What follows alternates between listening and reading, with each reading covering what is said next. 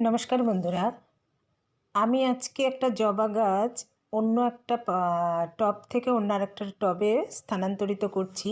আমার একটা Facebook friend আমার ভিডিও দেখে এসে আমার কাছে, আমি যেহেতু লোকে গাছ চারা তৈরি করে দিই বিনামূল্যে, সেই জন্য সে সেখান থেকে আমার কাছে একটা গাছ চেয়েছিল।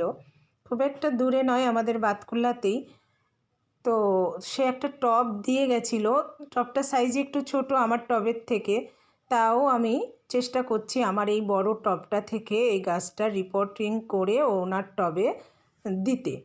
দেখছেন তো প্রচুর শিকড় গজিয়ে গেছে, যে শিকড়গুলো এই ছোট টবে থাকলে গাছটা আর বাড়বেও না, আর খাবারও নিতে পারবে না। সেই জন্য সেগুলো ছাড়িয়ে আমি ওনার ছোট টবে ওটাকে স্থানান্তরিত করে দিচ্ছি।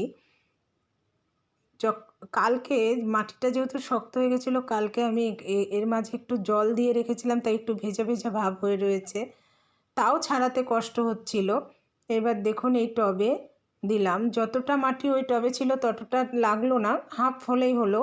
উনি বাড়ি নিয়ে গিয়ে অন্য টবে পরে স্থানান্তরিত করবেন বলেছেন।